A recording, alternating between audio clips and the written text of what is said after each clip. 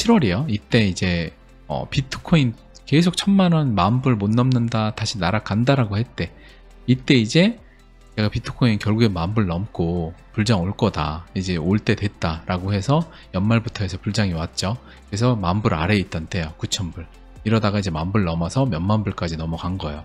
근데 이때도 비트코인만 먼저 움직여서 다들 알트가 안 오른다고 다 곡소리가 났었어요.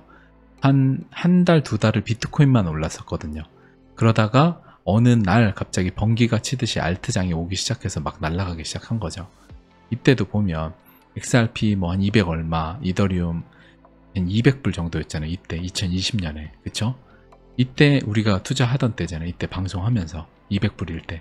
그래서 이더리움이 200불에 사갖고 한 10배 가면 좋겠다 했는데 거의 500만원 넘어갔었죠. 그러니까 결국에 똑같이 XRP도 그렇고요. 지금 살아남을 수 있는 코인들은 올라갈 거예요. 비트코인 캐시 같은 경우도 저는 그냥 일부만 가지고 있고 당연히 큰 물량은 안 갖고 있어요. 왜냐면은 지금 월가 거래소나 이런 데 들어가긴 하지만 이게 어떤 기능이 있고 어떤 의미가 있는지라고 제 투자 원칙에서 부여하기가 좀 애매하다고 좀 봐요. 왜냐면 비트코인하고 비슷한 성질인데 결제하는 코인으로 딴 좋은 코인들이 너무 많고, 그 다음에 플랫폼 코인으로는 이더리움이 있고, 이 플랫폼 코인도 아니고 결제해야 되는데 그냥 가치 저장 정도인데 굳이 가치 저장으로 큰 의미가 있을까? 지금의 유일한 의미는 오래된 비트코인에서 첫 번째 포크된 코인이고, 월가 뭐 EDXM 이런 여러 거래소들에서 이미 SEC로부터 자유가 됐고 뭐 여러 가지들 그 정도가 있는 것 같아요. 근데 정말 장기로 봤을 때는 경쟁력이 있냐라고 보면 잘 모르겠어서 제가 메이저로 안 갖고 가는 이유입니다. 그런 이유를 한번 여러분들한테 설명을 좀 드리고, 자, 유튜브님이 김연아 닮으셨다고? 자, 요거 넘어서서, 그 리플에 오늘 또 페드나우 관련해서 살짝 여러분들한테 이야기 드릴게요. 우리 하랑 도반분들은 공부를 예전에 많이 하셔서 잘 아시겠지만, 이게 페드나우에 7월 말에 이제 페드나우가 공식 이제 출범을 해요. 이제 작동이 시작되는데 테스트는 좀 했고, 이 페드나우에서 실제로 정부잖아요. 정부는 사실 기술이 없어요. 그래서 다 파트너사들을 모집을 해요. 한국 정부가 기술이 없다 보니까 당연히 민간 기술들 입찰을 받아서 다 쓰잖아요. 뭐 어떤 정부 기관의 뭐 서버라든지 뭐들 다 이제 민간 기업들 가져다 쓰는 건데, 미국도 마찬가지예요. 페드나우도 똑같이 민간의 이런 쇼케이스를 통해서 이런 데들을 사용을 하는 거예요. 민간 기술들을 쓰는 건데, 여기 ACI 월드와이드도 페드나우에 참여하고 있는데요. 블록체인 관련해서. 그래서 여기도 보면 지금 여기죠. ACY 스위프트, 여기 뭐 하는 데냐면 ACY는 전 세계 스위프트 트래픽의 약 9%, 그다음 미국에선 30%를 지원하는 데다. 그러니까 이런 그 별도의 스위프트 트래픽에 결제해야 되는데 그런 솔루션을 제공하는 회사인 거예요. 여기가 실시간 방식을 이제 지원하는데, 즉 모든 은행이 실시간 결제 시스템 사용해서 스위프트 핀이랑 GPI, 그다음 DLT 부산 원장이죠. 요거는 리플을 딱 예를 들어놨어요. 그래서 이런 즉시 결제를 지원할 수 있다. 페드나우가 뭐예요? 실시간 고액 결제 시스템이잖아요. 결국에 민간의 이런 실시간 결제 시스템을 가져다 써야 되는데 그 민간 가져다 쓰는 기술 중에 하나인 거예요. 근데 여기가 뭘 하는 데냐면 리플하고 파트너십에 있어요. 그러니까 사람들은 대부분 리플 투자하는 사람은 잘 모르지만 페드의 파일럿 프로그램 위에 리플의 클라이언트 ACI 선택하고 하나 이상의 익스체인지 합류. 그래서 여기 같은 경우가 리플의 파트너십이 있고, 결국에 이런 데들은 제가 그때도 얘기했잖아요. 어떤 기술을 제공을 하는데 이런 업체들을 가져다 써요. 근데 이런 데들도 원천 기술은 또 필요하다고. 그 원천 기술을 제공하는 게 리플사라고 제가 그렇게 설명을 드렸죠.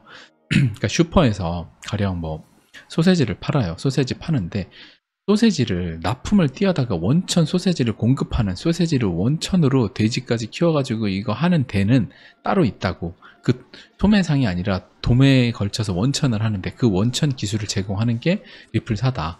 그래서 이 페드나우에 여기 보면 AC 월드와이드가 이런 쇼케이스에 있고, 여기에 또 볼란테도 있고 그 다음에 피나스트라도 있어요. 그 다들 이제 공부를 우리 했잖아요. 볼란테 같은 경우도 리플사의 파트너사죠. 여기도 블록체인, 크로스보더 페이먼트를 제공하는 데죠. 여기도 이제 리플사의 파트너고, 그 다음에 피나스트라, 여기 같은 경우도 제가 예전에 특집으로 다뤘었죠. 아랑도번 분들에게.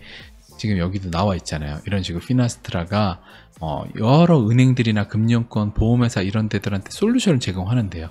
똑같이 소세지를 파는데 여러 소세지를 그 레스토랑 같은 데서 먹을 수 있게요. 뭐 국민은행이 이제 레스토랑이고 피나스트라는 국민은행한테 소세지 공급하는데요. 그러면 리플사는 뭐냐면 소세지를 원천 만드는데, 소세지를 태어나게 하는데, 그런 개념인 거예요. 그런 식으로 이런 데들이 여러 나라 은행들한테 솔루션 제공하거든요. 금융기관한테 피나스트라가 거기에 원천 기술을 제공을 한다, 리플사가. 근데 이 페드나우 안에 이 볼란테, 피나스트라, 아까 이제 ACPI 이런 데들이 파트너사로 들어가 있는 거예요. 블록체인 파트너사로. 거기에 원천 기술 대부분의 많은 것들이 리플사가 공급을 하고 있다. 그러니까 여러분들이 리플이 도대체 뭘 하고 있길래, 그리고 전 세계 상위 100개 은행 중에 35개가 리플사와 직간접적으로 연결이 되어 있는 은행들이에요. 리플사의 파트너사거나 아니면 리플사에 뭘 테스트를 했거나 이런 데들이 상위 100개 중에 35개가 그런 거예요. 그러면 합리적 의심을 해봐야죠. 리플이 진짜 사기고 XRP가 진짜 사기면 그 상위 은행, 이미 비트코인보다 훨씬 큰 세상의 부를 갖고 있는 은행들이 미쳤다고 왜 쓸까를 합리적으로 의심을 해봐야죠. 그냥 리플은 세상에 단일화폐가 된다는 음모론이 많기 때문에 리플은 사기라고만 하지 말고, 인터넷 버블이 많았다고 해서 인터넷이 사기가 아닌 것처럼 블록체인에 코인에 사기가 많다라고 해서 블록체인이 사기가 아니잖아요. 한국에 뭐 국내 거래소에 사기 코인이, 한국 김치 코인이 많다라고 해서 블록체인 시장이 사기가 아닌 것처럼 리플 역시도 마찬가지인 거예요. 그냥 음모론이 많다라고 해서 그걸로 다 덮고 희석시키고 치부하기에는 공부가 좀 필요하지 않겠냐.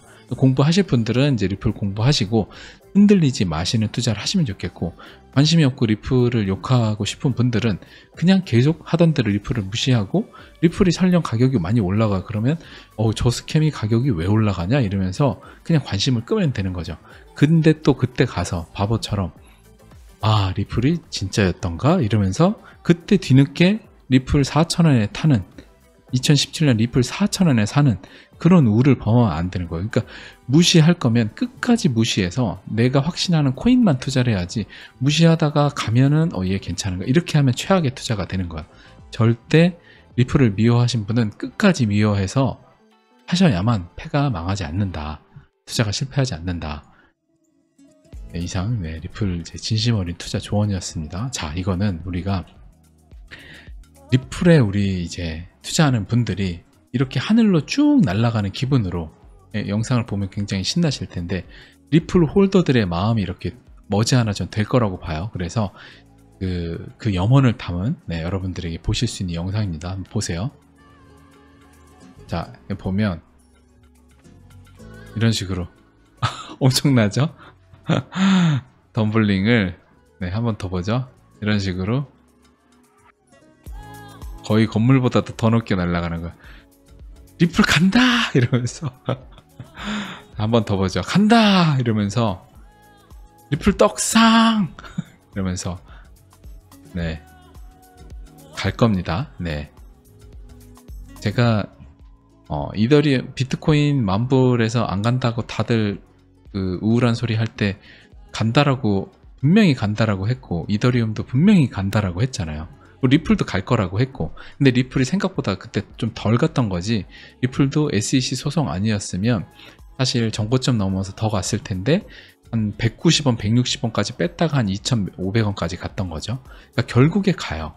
그러니까 우리 순번이 올 때까지 기다리면 돼요. 지금 뭐 내가 안 올라간 코인 팔아가지고 비트코인 캐시 사고 이러면 안 되는 거예요. 절대. 오늘 방송 마지막에 한번 그 얘기 드릴게요.